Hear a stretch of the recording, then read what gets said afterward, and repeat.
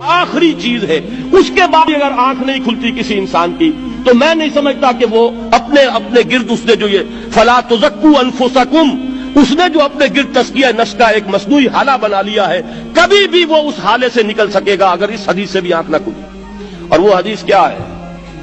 مولانا اشرف علی تھانوی نے اس کو اپنے جو خطبات جمعہ ہیں ان میں نقل کیا ہے، بیہقی کی روایت ہے۔ اوحى اللہ عز وجل الى جبرائیل علیہ الصلوۃ والسلام ان اقلب مدینۃ کذا وکذا باہلھا، اللہ نے حکم دیا حضرت جبرائیل کو فلاں فلاں بستیوں کو الٹ دو اس کے رہنے والوں سمیت۔ قال فقال، حضور نے فرمایا، اس پر حضرت جبرائیل نے عرض کیا بارگاہ خداوندی میں، ان فیھا عبدک فلانا لم یعصک طرفۃ عین، پروردگار اس بستی کو الٹ دوں، اس میں تو تیرا فلاں بندہ بھی ہے جس نے کبھی پلک جھپکنے جتنی دیر بھی معصیت میں بسر نہیں کی۔ اب آپ اندازہ کیجئے، یہ جو ہے نا اپنے آپ کو رگڑنا اور مانجنا اور پوری زندگی رگڑنے میں اور مانجنے میں لگا دینا، ہم بعض بزرگوں کے تذکرے میں سنتے ہیں اتنے اللہ والے تھے کہ ان کا گھوڑا بھی کوئی مشکوک دانہ نہیں کھاتا تھا، اور وہ خود جو ہے وہ انگریز کی عدالت میں بیٹھے ہوئے اور انگریز کی نوکری کر رہے تھے، طاغوت کی چاکری کر رہے ہیں، انگریز کی ملازمت کر رہے ہیں، انگریز کے قانون کی تنفیذ کے اندر اعلی کار بن رہے ہیں، لیکن ذاتی تقوی اور ذاتی نیکی اور ذاتی للہیت جو ہے اس کا معیار یہ ہے کہ ان کا گھوڑا بھی مشکوک چارہ اور مشکوک کھانا نہیں کھا سکتا۔ یہ ہے وہ عدم توازن، اس کو نوٹ کیجئے گا، جس کو کہ اس حدیث میں محمد رسول اللہ صلی اللہ علیہ وسلم نے واضح کر دیا کہ حضرت جبرائیل عرض کرتے ہیں کہ اللہ فلاں بستی کو الٹ دوں، اس میں تو تیرا فلاں بندہ بھی ہے جس نے پلک جھپکنے جتنی دیر بھی معصیت میں بسر نہیں کی۔ ذاتی نیکی کا اب اس سے اونچا کوئی مقام کوئی شخص مجھے اگر بتا سکے تو میں اس کا مرید ہو جاؤں گا۔ اس سے اونچا کوئی مقام ہوگا کہ آنکھ جھپکنے جتنی دیر بھی کسی نے معصیت میں بسر نہیں کی، ذاتی نیکی کی معراج۔ لیکن حکم کیا ہوا بارگاہ خداوندی سے؟ قال فقال، حضور نے فرمایا،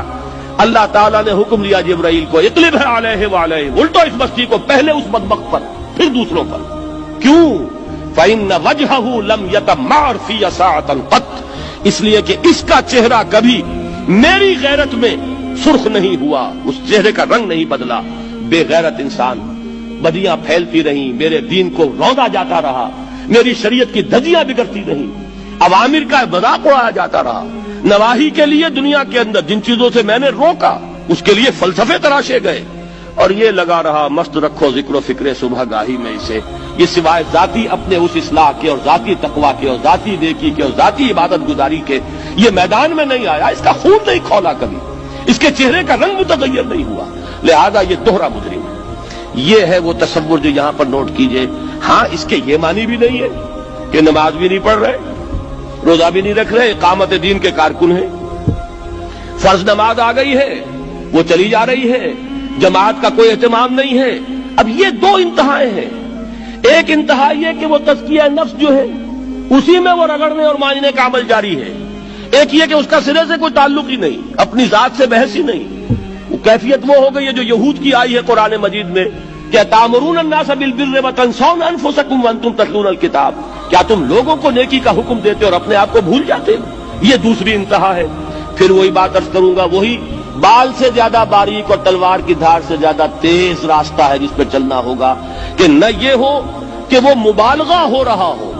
اپنی ذاتی اصلاح میں تو مبالغہ کی حد تک آگے جا رہے ہیں،